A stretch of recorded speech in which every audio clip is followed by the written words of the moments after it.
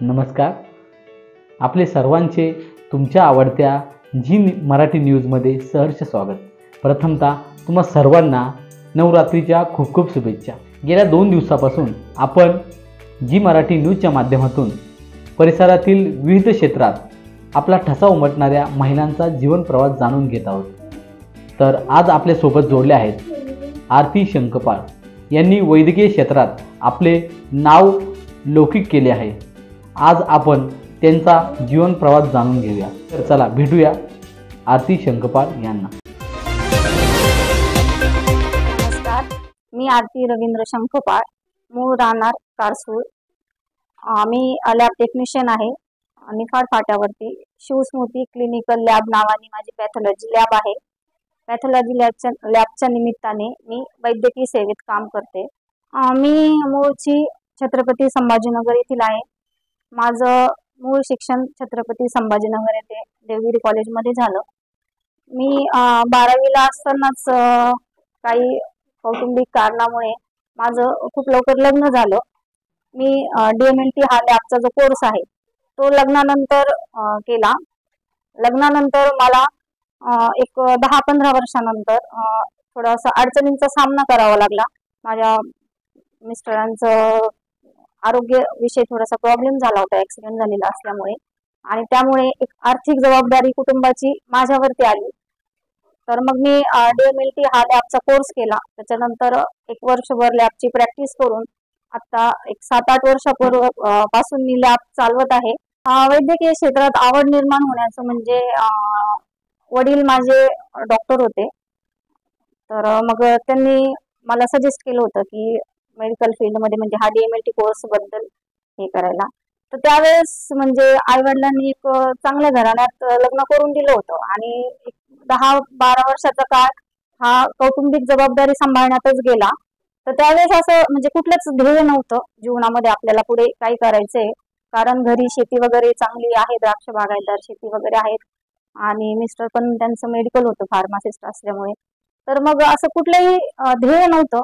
पण मग वडिलांनी सुचवल्या म्हणून एक DMLT कोर्स केलेला होता, आणि मग त्याच क्षेत्रात आपण आता पुढे कौटुंबिक जबाबदारी सांभाळण्यासाठी काम करू शकतो, म्हणून एक तो शिक्षणाचा पाया असल्यामुळे ह्या क्षेत्रात येण्याचा निर्णय घेतला. एक स्त्री घराबाहेर पडली म्हणजे ती कधीच सुरक्षित नसते. तिला कुठल्याही वैद्यकीय क्षेत्र असो, शिक्षण क्षेत्र असो, किंवा इतर अनेक कुठलेही क्षेत्र असो, त्या क्षेत्रात काम करताना तिला अनेक समस्यांचा सामना करावा लागतो. सुरुवातीला मलाही अनेक समस्यांचा सामना करावा लागला, पण जसजसे अनुभव येत गेले आणि त्या अनुभवातून आपल्याला माहिती होत गेली, भरपूर चुका झाल्या, त्या चुकांमधून शिकायला मिळालं, आणि आता सर्व काही व्यवस्थित आहे, कुठलाही त्रास नाहीये. आणि समजा जर अचानक काही असे संकट समोर आले तर त्या परिस्थितीला सामना करण्याची एक शक्ती जी स्त्रीमध्ये मुळतच असते, ती शक्ती आता आहे. आता लॅबचा व्यवसाय करत असतानाच सुरुवातीला तर मी 2-3 वर्ष पूर्णपणे माझ्या कामावरतीच फोकस केलं होतं. पण त्याच्यानंतर जसं जसं याच्यामध्ये एक स्थिरता येत गेली आणि वयानुसार समजा घरातल्याही कौटुंबिक जबाबदाऱ्या थोड्याशा कमी होत गेल्या, मुलगा मोठा झाला वगैरे, आणि मग भरपूर रिकामा वेळ होता.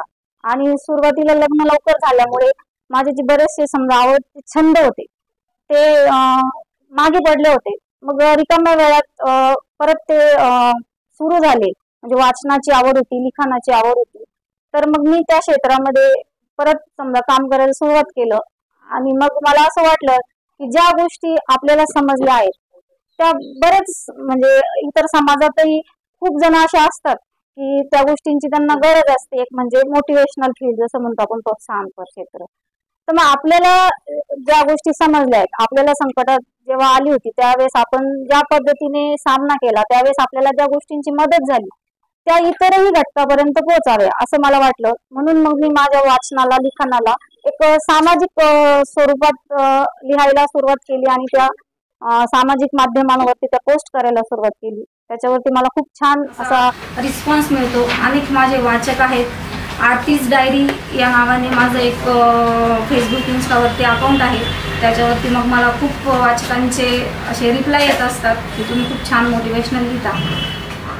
सुरुवातीला म्हणजे एक मी जेव्हा लिहायला सुरुवात केली तर तो प्रसंग होता, म्हणजे माझ्या आयुष्यात असंच एक घटना घडली होती, त्याच्यामध्ये माझ्याकडनं एक चूक झाली होती.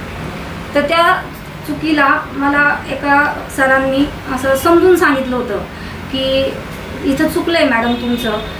तर त्यावरती मग मला पण थोडासा एक पश्चाताप झाला होता. मी त्या गोष्टीवरती घरी जाऊन डायरीमध्ये एक फॉरगिव्ह अँड फॉरगेट याच्यावरती एक छोटासा लेख लिहिला होता. म्हणजे आपण भूतकाळात झालेल्या चुकांचा कितीही पश्चाताप करत बसलो, त्याच गोष्टी धरून बसलो तर भविष्यात आपली प्रगती होऊ शकत नाही. त्यामुळे कुठेतरी स्वतःलाही आणि ज्यांनी आपल्याला त्रास दिलाय त्यांनाही क्षमा करणं खूप गरजेचं असतं. म्हणजे फॉरगिव्ह अँड फॉरगेट, विसरा, क्षमा करा आणि विसरून जा. तर मी त्याच्यावरती एक छोटीशी पोस्ट लिहिली होती, ती मी फेसबुकवरती टाकली होती 1-2 वर्षापूर्वी. तर त्याच्यामध्ये मी हेच सांगितलेलं होतं की विसरा, क्षमा करा सर्वांना. तर त्या पोस्टला मला खूप रिप्लाय आले होते, कमेंट्स आल्या होत्या की तुम्ही खूप छान लिहिले असं. आणि मग तिथूनच मी आरती डायरी लिहायला सुरुवात केली.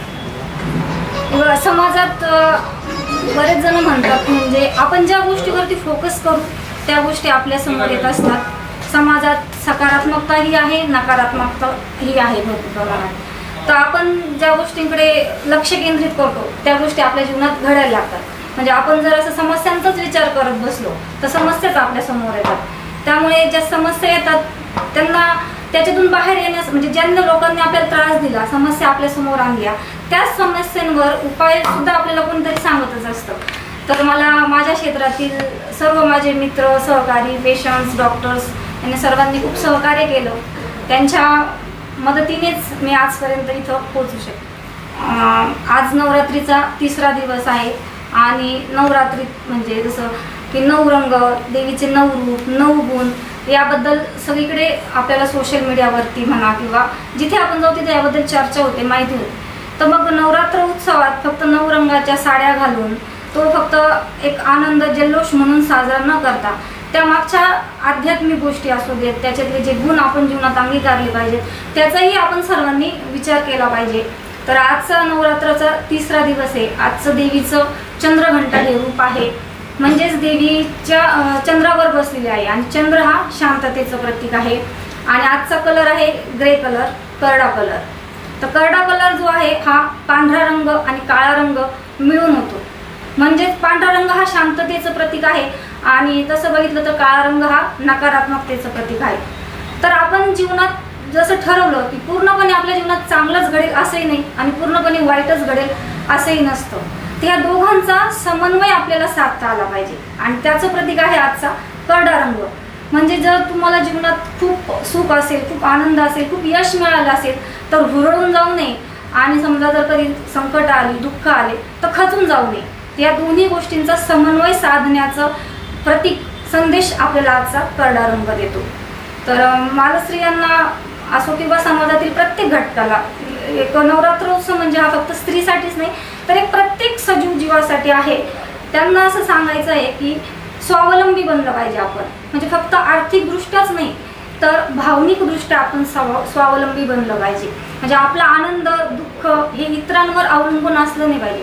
कोणी आपल्या मनासारखं वागलं तर आपण सुखी व्हायचं, आनंदी व्हायचं. कोणी आपल्याला नाराज केलं, आपला अपेक्षाभंग केला तर आपण दुःखी व्हायचं.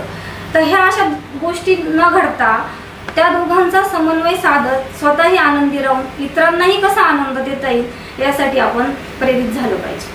जी न्यूज मराठी यांचे मी खूप खूप आभार व्यक्त करते. प्रत्येक वेळेस मी त्यांचं बघत असते. ते स्त्रियांना असो किंवा समाजातील इतर घटकांना प्रोत्साहित करण्यासाठी अनेक वेगवेगळे कार्यक्रम आयोजित करतात. ते नेहमीच महिलांचा मान सन्मान वगैरे करत असतात. असे छोटेसे कार्यक्रम वगैरे घेऊन स्त्रियांना प्रोत्साहित करतात, प्रेरित करतात. समाजातील चांगल्या घटकांची माहिती सर्व समाजापर्यंत पोहोचवतात. मला इथं बोलवलं त्याबद्दल मी गणेश भाऊ आणि जी न्यूज मराठी चॅनलचे खूप खूप आभार व्यक्त करते. थँक्यू.